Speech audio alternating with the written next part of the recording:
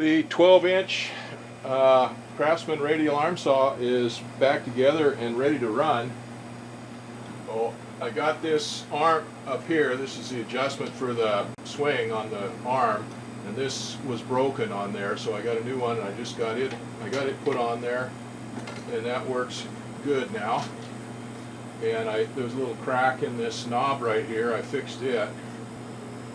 Then I had to do something to make a cord for this saw. This is a 220 volt saw, so you can't just have a regular outlet on it. So it has this kind of polarized plug here where the two hot pins are horizontal instead of vertical, or I have got one that I've got set up for my 10-inch saw where I've got one vertical and one horizontal, so they can't go into a standard outlet. They're 220 volt pins. So what I did is I got and made a little jumper here. I've got a plug there that this will plug into, and then this is for a standard outlet, and plug this into a 10 gauge extension cord, and I've got another one of these on the other end with an adapter to go into the 220 volt outlet that I have on the wall there.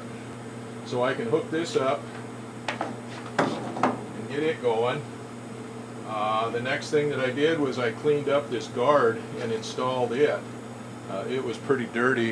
It had a lot of sawdust on it anyway from before, and I've never used it, so it wasn't my sawdust, but then I coated it with corrosion prohibitive grease and stuff, so it was pretty dirty there.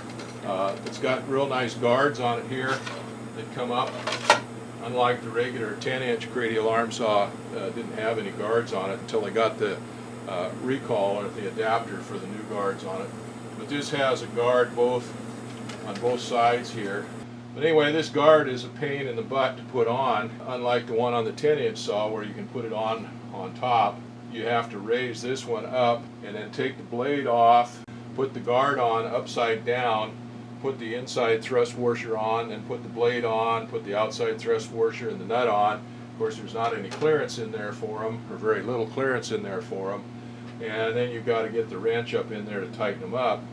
Well, the outside wrench here is not too bad, but the inside wrench is a pain in the butt to get in there. But anyway, it's on there now, and it's cleaned up and working pretty good.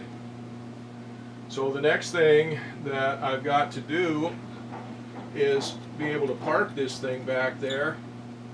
So I've got to go through my fence. I've got to make a cut through my fence, and that's the last thing to do, and then this saw is finished. So I'm going to plug this in to my extension cord. So let's turn it on and see what happens.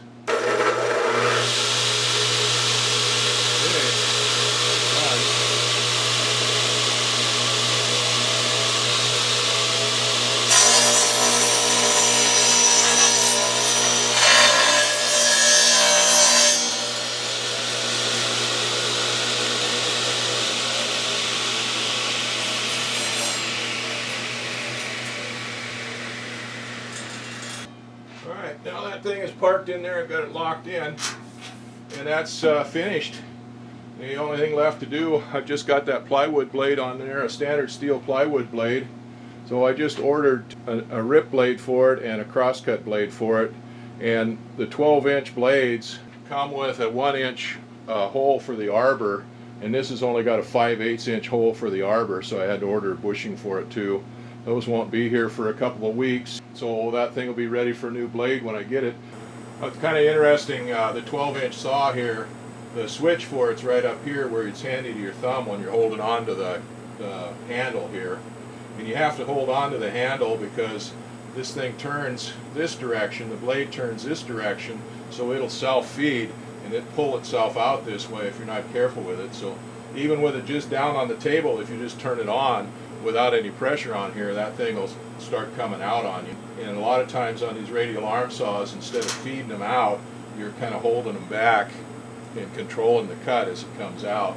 The 10-inch radial arm saw, the switch is out here on the end of the arm, which is convenient because it's way out away from the saw and everything, especially when you're doing rip cuts and stuff like that, where you're not actually in here holding on to this. With this one, you're going to have to reach in here and turn it off when I'm doing a rip cut. But if you're doing a cross cut, it's right there handy. So that's ready to go, ready to start cutting as soon as I get the new blades for it and something to cut. Now, hopefully that has a lot more power to it than that 10-inch radial arm saw, so when we start ripping and stuff, it'll be able to handle it a little bit better. But anyway, I'm happy with that. That looks pretty good. It's all back together and all working the way it's supposed to. Oh, it was a beautiful day yesterday. Clear blue sky. Actually, it cleared off the night before. It had been raining before that, but then it cleared off the night before last. And the stars were just as bright as they could be, but it got cold, well down below freezing. I think about 25 degrees, 24 degrees, something like that. I don't remember. Anyway, it was cold all day yesterday, and clear blue sky, just a beautiful day. But it was too cold to do anything outside for me. So I worked in the basement most of the day. Now the forecast was for it to snow last night, and boy, with as clear as it was and everything, not a cloud in the sky, you wouldn't have believed it. But sure enough, we got about 3 inches of snow. The forecast was almost accurate. They said it was going to start snowing after 9 p.m., but it started snowing about 8 o'clock, so they weren't 100% accurate. They said we'd get 2 to 3 inches of snow, and that's what we got, is about 3 inches of snow. And it's powdery snow. Warmed up a little bit today. I think it's about 30 degrees or so right now. Forecast says we might get some more snow tonight, today, this afternoon maybe. I don't know, but then it's supposed to clear up and get cold for the next few days, get down into the single digits. I'm gonna go ahead and clean this snow up so it doesn't get packed down too much. If it's cold and dry, it'll sublimate maybe, and we'll get bare ground. And again, this forecast says it's going to start snowing again here in about 4 days or so, but we'll see what happens.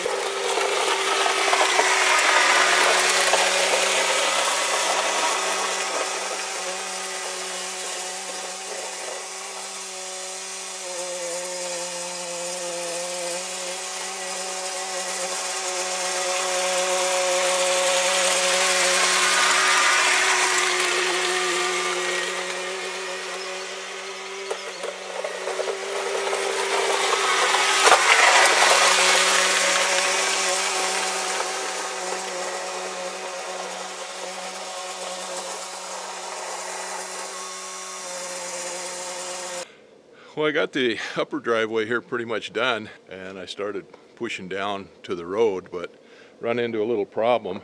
I don't know if you noticed, but I've got the tracks on the Bobcat, and it's been pretty open winter so far. This is January 8th, and we've had snow twice. The first time there was less than an inch, and it rained off within a day, and then the second time there was about 2.5 inches of real wet, sloppy stuff that I cleaned up with the Bobcat, because the forecast was for it to get cold and freeze, and that stuff would have been a mess if it froze, but it wound up raining off.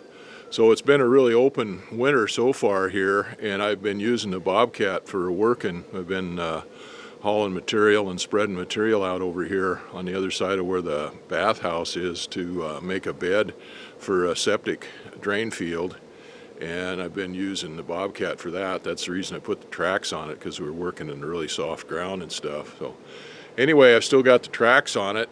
You'd think ordinarily that would be okay for this little bit of snow, but the tracks are really loose on there, and it built up ice between the tracks and the tires were spinning inside the tracks. So I just barely made it up the hill there after going down to the bottom of the driveway.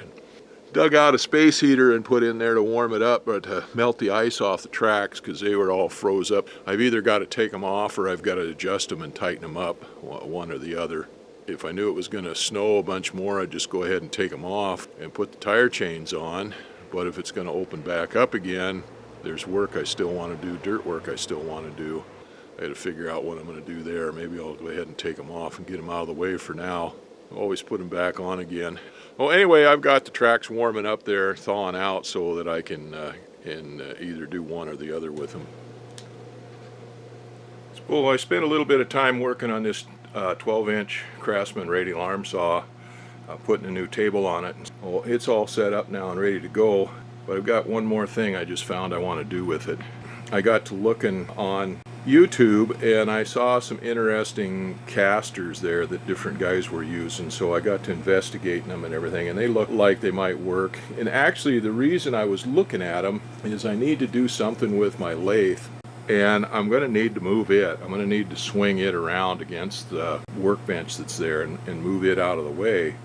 And I know it's not ideal, but I was thinking about making some kind of a thing to put it on casters. So that's initially what I was looking at. And then as I got to looking at these casters, I thought, well, maybe those would work for this radial arm saw and a few other things too. I like those casters. I like the look of them and everything. And so I went ahead and ordered some off of Amazon. I just got them today, and I'll show you what I got here.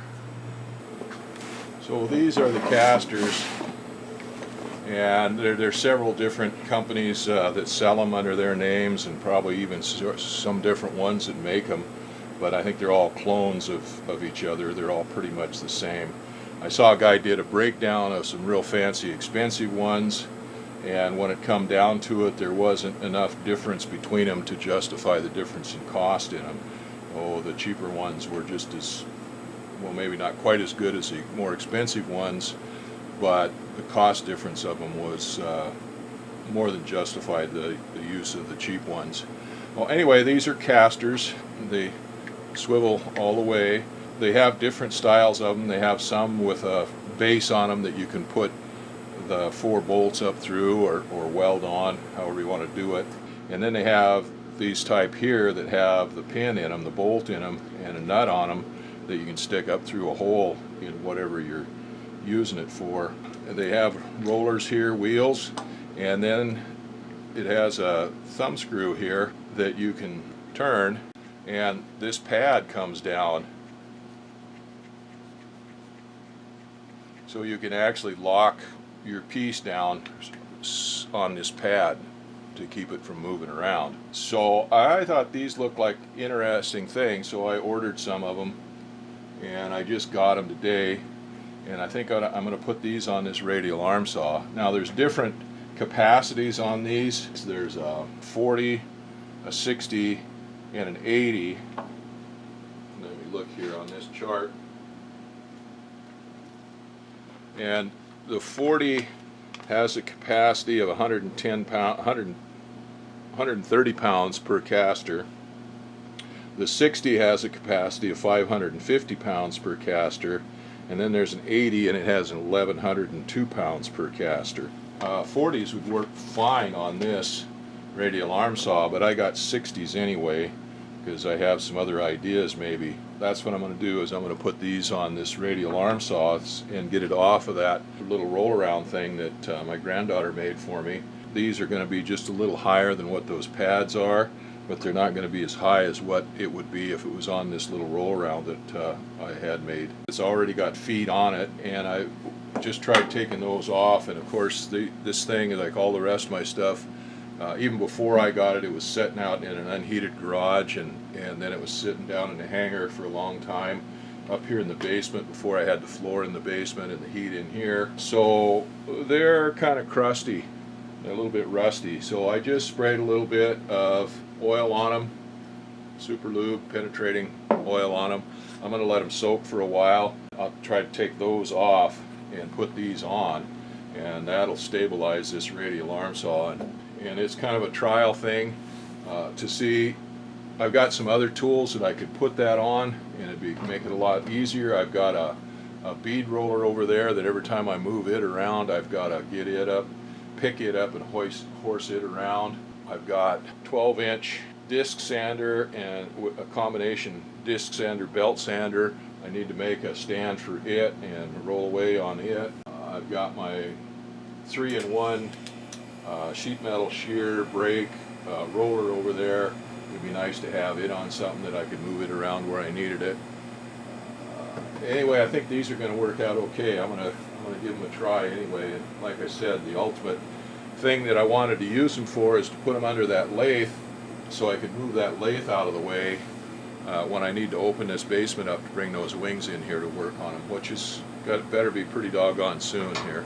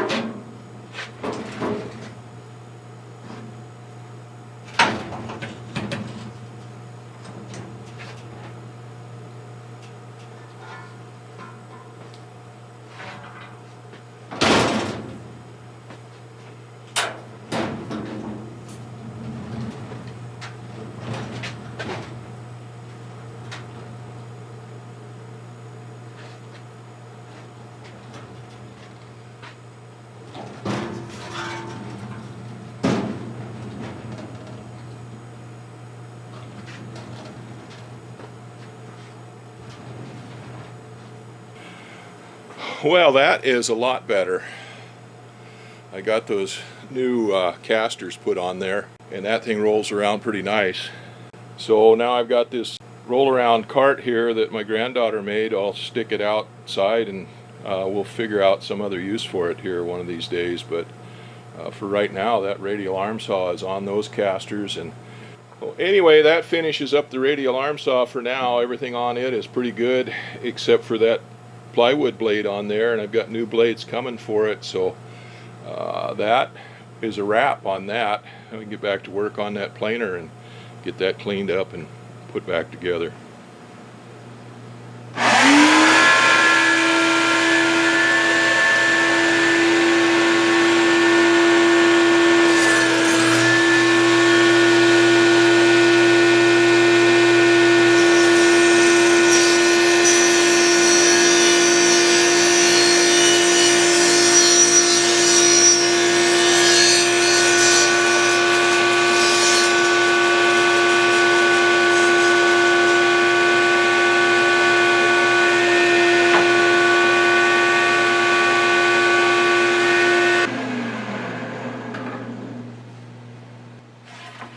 Well, I made my first cut on the 12-inch radial arm saw.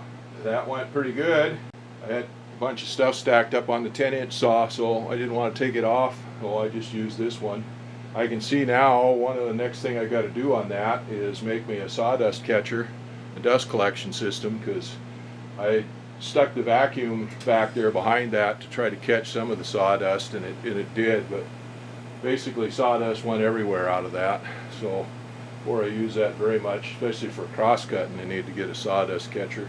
But I cut this piece of MDF, and this is going to go on the planer, so that I put that cutter head down on it and then raise it up and stick it through the hole.